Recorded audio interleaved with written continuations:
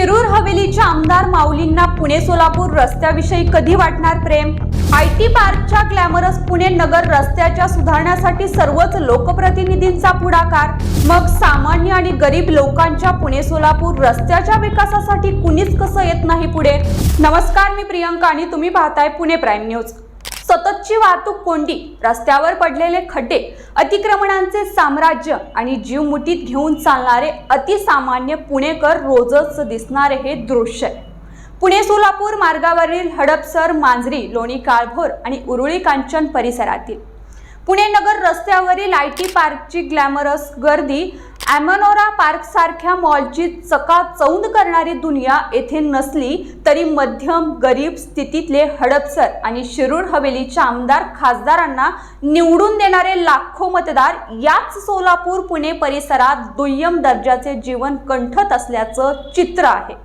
शिरूर हवेलीचे आमदार ज्ञानेश्वर उर्फ माऊली कटके यांनी नुकतीच मुंबई येथे महाराष्ट्र राज्य पायाभूत सुविधा विकास महामंडळ विभागाचे मुख्य अभियंता श्री रणजित हांडे यांच्यासोबत विशेष बैठक घेतली. गेल्या काही दिवसांपासून खराडी बायपास ते शिरूर एलिव्हेटेड फ्लायओव्हर प्रकल्पाच्या प्रत्यक्ष कामाला सुरुवात व्हावी यासाठी ते पाठपुरावा करत आहेत. केंद्रीय मंत्री नितीन गडकरी यांच्या संकल्पनेतून राष्ट्रीय महामार्ग प्राधिकरणामार्फत हा 3 मजली उन्नत प्रकल्प उभारला जाणार आहे. त्यासाठी भूमी संपादनासोबतच शेतकऱ्यांच्या योग्य मोबदल्यासंदर्भात राज्य शासनाकडे प्रस्ताव सादर केले आहेत. शासनाने ही सकारात्मकता दर्शवली असून मार्च 2025 पासून या महत्त्वाकांक्षी प्रकल्पाच्या कामाला सुरुवात होणार असल्याचे आमदार कटके यांनी म्हटले. ही बाब पुणेकरांसाठी कौतुकास्पद असली तरी पुणे सोलापूर रस्त्यावरील अतिसामान्य गरजू आणि गरीब पुणेकरांवर आमदार साहेब कधी मेहरबानी करतील असा सवाल नागरिकांना पडला आहे. केवळ आमदारच नव्हे तर पुण्याचे पालकमंत्री अजितदादा यांच्यासह खासदार, मंत्री आणि लोकप्रतिनिधींनीही या रस्त्याच्या दुरावस्थेकडे लक्ष पुरवून हा रस्त्याची स्मार्ट मार्ग करण्याची आवश्यकता आहे. मध्यंतरी पुणे सोलापूर हा उन्नत मार्ग होण्यासह 6 पदरीकरण करण्यासाठी दौंडचे आमदार राहुल कुल यांनी प्रयत्न केले होते. मात्र स्थानिक आमदार ज्ञानेश्वर कटके आणि हडपसरचे आमदार चेतन तुपे हे मात्र आपल्याच मतदारसंघातील महत्त्वाच्या प्रश्नावर बोलायला तयार नसल्यानं नागरिकांनी आश्चर्य व्यक्त केलं आहे. पुणे नगर रस्त्यावरील वाहतूक कोंडी सोडवण्यासाठी वाघोली ते शिरूर या दरम्यान हजारो कोटी रुपये खर्चून उन्नत मार्ग तयार करण्यात येणार असून मार्च पासून हे काम सुरू होणं अपेक्षित आहे. सुमारे 60 किलोमीटरचा हा उन्नत रस्ता पुणेकरांसाठी सोयीचा आणि अभिमानास्पद असणार आहे, यात शंकाच नाही.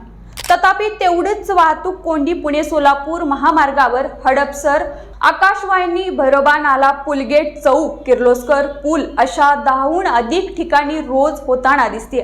मांजरीच्या पुढे असलेल्या कवडीपाट येथील टोल नाका बंद पडला तरी त्याचा सांगाडा अजूनही बुजगावण्यासारखा तिथेच उभा आहे. तो तातडीने काढून घेण्याची गरज आहे, मात्र त्याकडेही कोणाचेच लक्ष सध्या तरी दिसत नाही. पुण्यात नोकरी, व्यवसायासाठी ये-जा करणारे हडपसर, मांजरी, लोणी, कदमाप, वस्ती, उरुळी कांचन या परिसरातील लाखो पुणेकर आहेत. त्यांच्यासाठी सध्या तरी जलद आणि सहज दळणवळणाची कुठलीही सोय उपलब्ध नाही. पुणे मेट्रोचा विस्तार हडपसरच्या पुढे लोणी काळभोर पर्यंत करण्याचे आश्वासन लोकप्रतिनिधींनी दिले असले तरी प्रत्यक्षात त्याबाबत कारवाई झालेली नाही.